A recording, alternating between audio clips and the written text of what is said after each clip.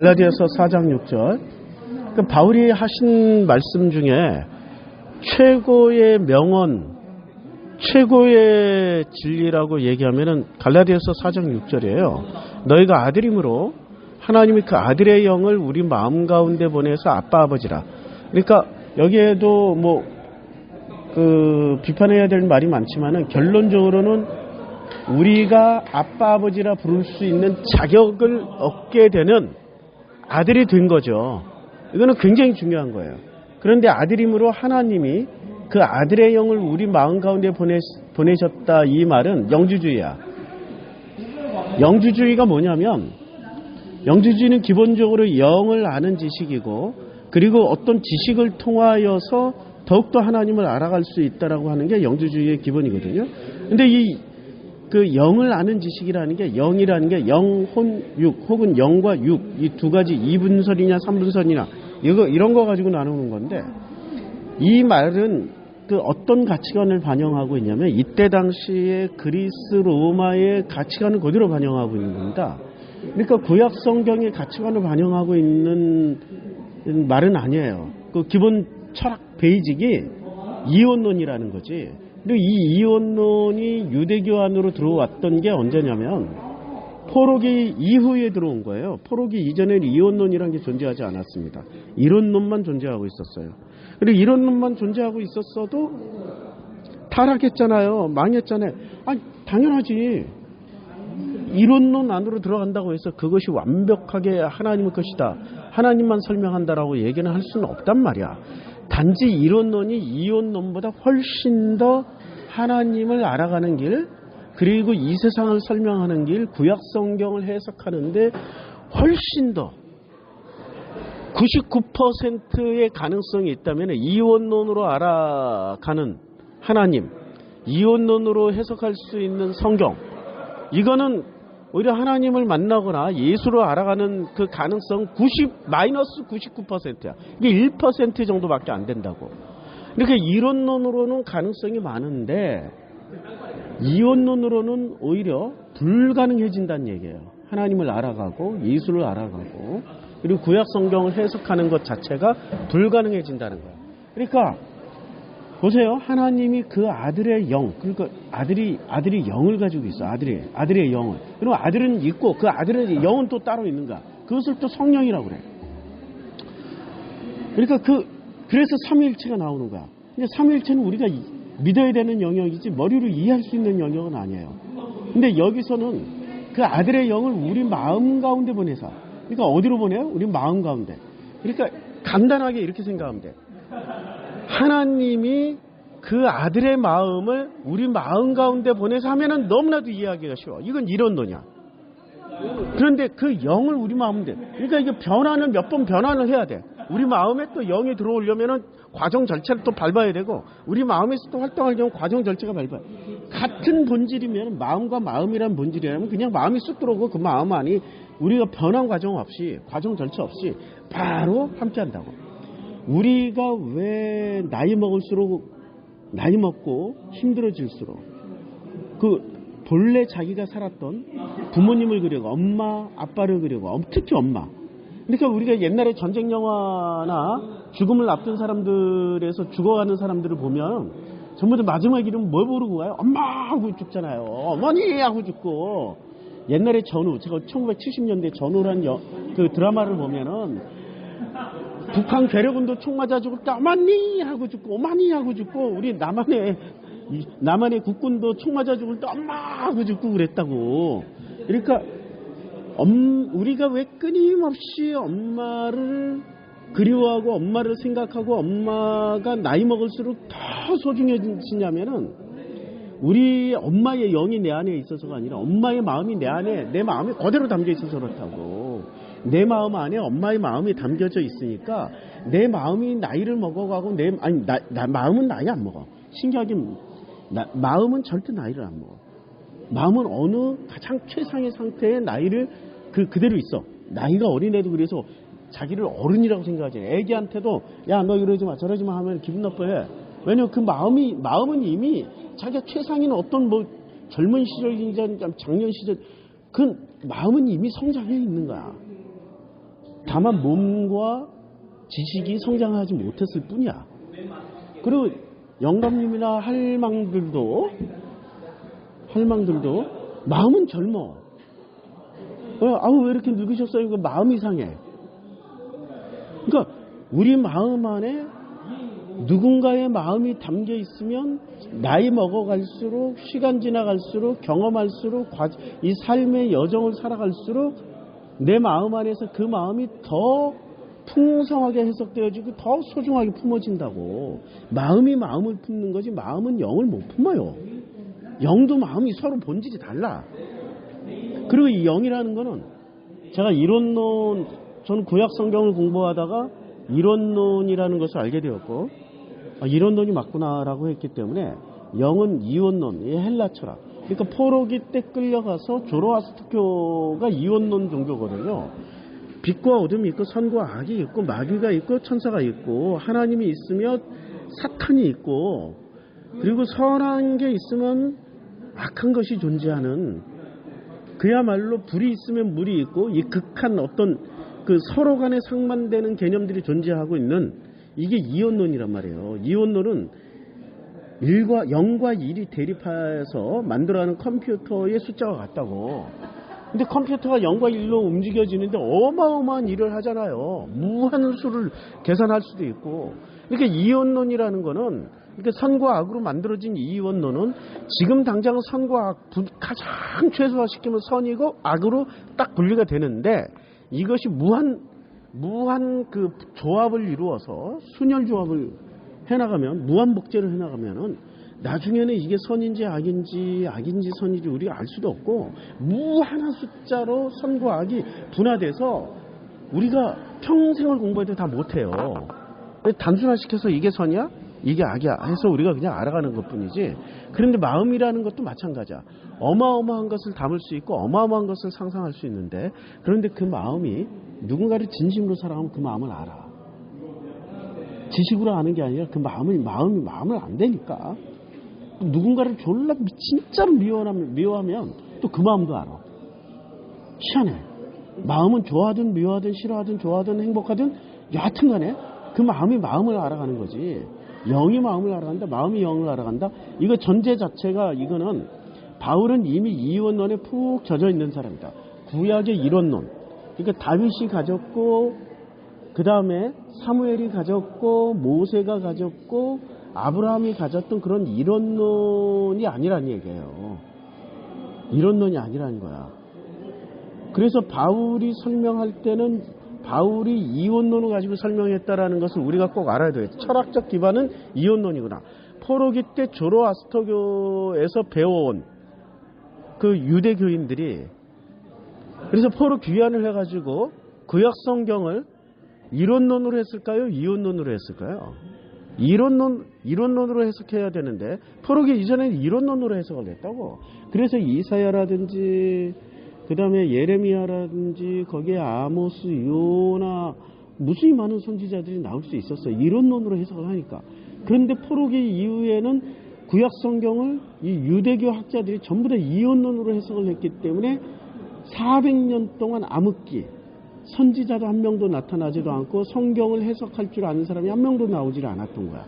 그러니까 암흑기 가장 우울했고 빛이 없었고 힘들었던 시기가 이원론 성경 해석을 가지고 성경을 해석을 했던, 똑같은 성경인데 이론론으로 해석할 때는 선지자들이 나왔지만 예언자도 나왔고 훌륭한 인물도 나왔는데, 이원론으로 해석했던 포로 귀환 이후에 예수가 오시기까지는 한 명도 나오지 않았다. 그래서 예수께서 오셔야만 했다. 왜냐하면 성경을 이원론으로, 저것들은 가만히 놔두면 성경을 이원론으로, 영원히 이원론으로 해석. 왜냐면 그게 옳다라고 배웠으니까. 그렇게 해석할 것 같아서 예수가 오셔서 이론론으로 다시 해석해 주신 게 그게 복음서에 다 나와 있는 거죠. 그러니까 예수는 이론론, 바울은 이원론. 확실히 달라. 확실히. 그러면 예수가 기적을 일으키지 않았잖아요. 그 기적을 일으켰잖아요. 죽은 자 살리고 오병이의 기적을 일으키고 물 위를 걸었고, 그게 이론론이라는 거야. 그게 이론론이라는 것을 보여주려고. 마음 먹은 대로 되는 거야. 이론론은 마음 먹은 대로 되는 거야. 마음 먹은 대로 마음껏 살 수 있게. 그러니까 무리를 걷고 싶다 그러면 걷는 거야. 죽은 사람 정말 저 사람을 살리고 싶다 그러면 살리게 되는 거야. 그게 이혼론이라니까. 근데 이혼론은 굉장히 복잡한 과정을 거쳐야 돼. 이혼론으로 죽은 사람 살린다라는 건 엄청나게 복잡 다단한 과정과 절차를 거치고 엄청나게 불가능한 것들을 계속 넘어서야 돼. 못해.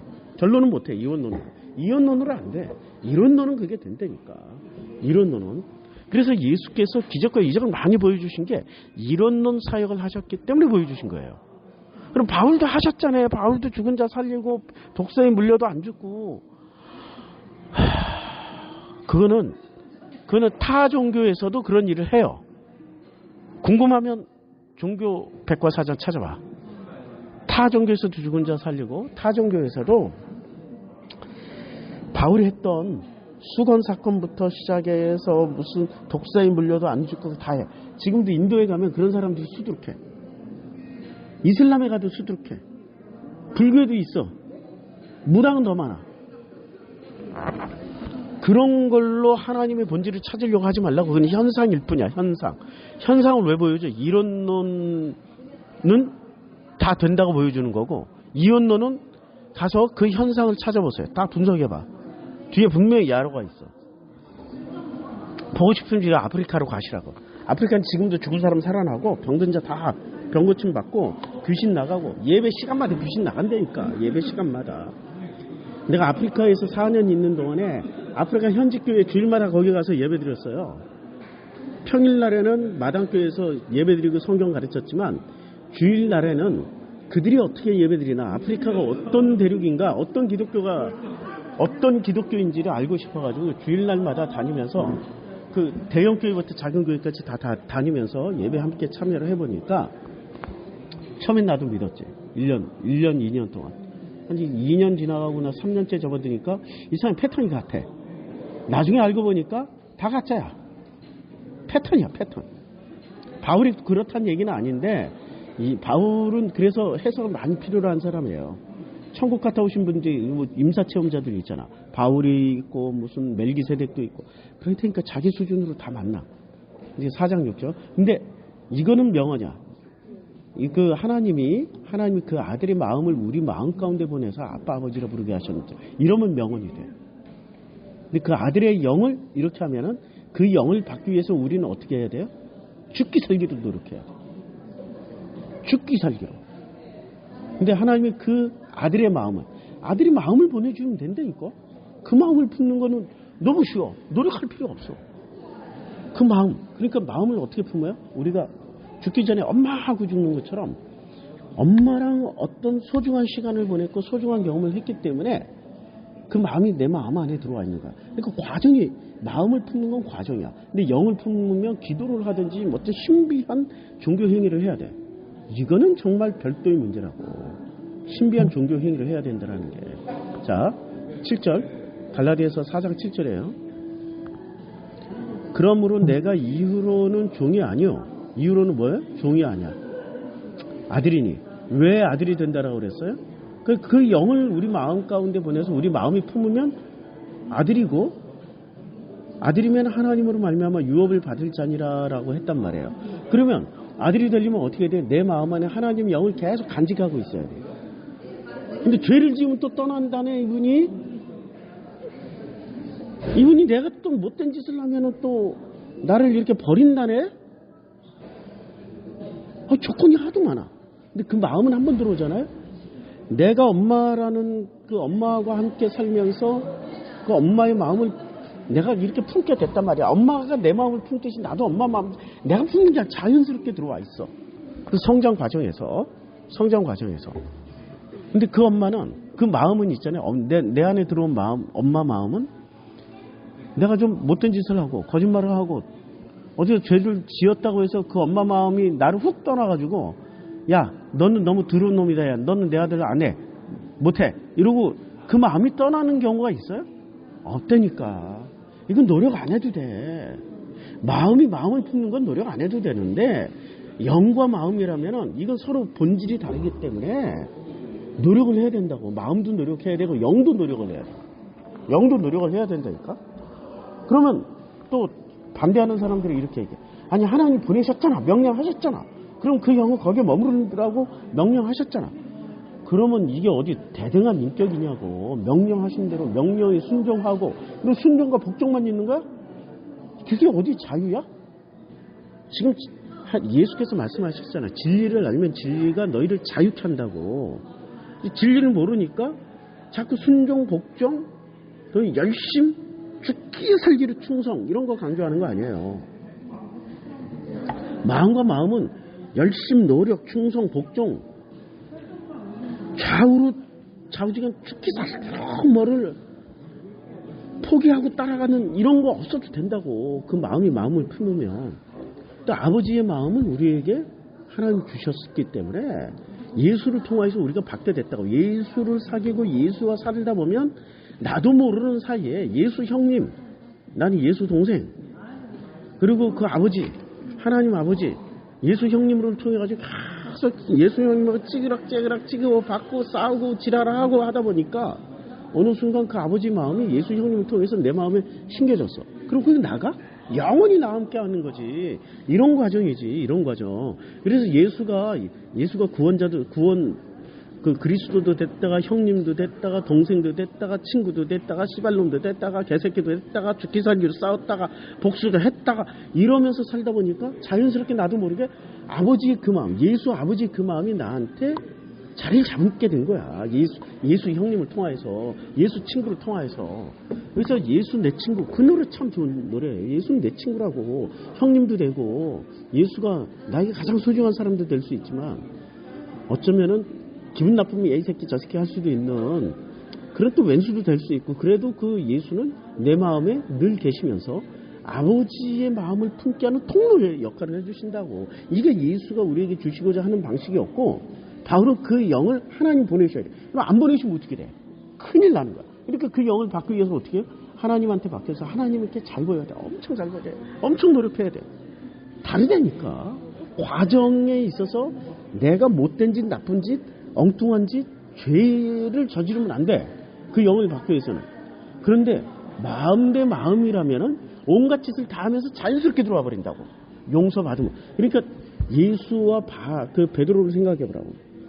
베드로는 예수를 여러 번 배신했어요. 여러 번. 그러니까 그 베드로가 주는 그리스도시여 살아계신 하나님의 아들이라 했다가 뭐라 그랬어? 야, 사단은 물러가라. 뭐 이렇게 사단이라고 그랬고. 그리고 베드로가 수시로 물고기 잡으러 가는 그 현장에 예수가 찾으러 갔어. 그게 다 도망간 거라고. 공식적으로 5번 도망갔어. 복음서에서. 자꾸 도망갈 때마다 예수가 찾아가시고 그 과정, 우여곡절의 과정을 통하여서 자기도 모르게 예수 형님을 통하여서 아버지의 마음을 받게 된 거야. 그게 성령이 임하심으로 말미암아 깨달아지게 된 거야. 깨달아져서 그때부터 예수의 마음 상태, 예수의 마음을 공감하면서 아버지 그 마음을 이 땅에 전하기 시작한 게 그게 초대교회였어요. 오해를 하지 말라고. 자, 4장 8절. 유업을 받는다라는 게 그거야. 그러니까 유업을 받는다라는 게 어마어마한 천국 보장. 아니, 아버지의 마음을 받았는데 그 아버지가 내 마음을 어떻게 하겠어요? 우린 죽어서 영이 가는 게 아니라 마음이 가는 거야. 아버지 마음은 속해 있어. 내가 이제 그 마음 안에 들어갔어. 그러면 아버지 마음 안에 들어가 있으니까 나는 영원히 어디에서 살아요? 아버지 마음 안에서 산다고. 유업 이미 받았어. 받으려고 노력하는 게 아니야. 그러니까 4장 7절 그러므로 내가 이후로는 종이 아니요 아들이니 아들이면 하나님으로 말미암아 유업을 받을 자니라. 유업을 받을 자라고 그랬는데 이미 받았다니까. 예수로 말미암아서. 8절 그러나 너희가 그때는 하나님을 알지 못하여 본질상 하나님이 아닌 자들에게 종로를. 그러니까 그때가 언제예요? 그때는 그러니까 아들이 되기 전에 혹은 아들이 됐다 하더라도 그때는 하나님을 알지 못하며 하나님을 본질상 하나님이 아닌 자들에게 종로로서 하였다. 하나님이 아닌 자들에게 종로로서 하였다. 이 부분은 좀 쉬었다 하겠습니다.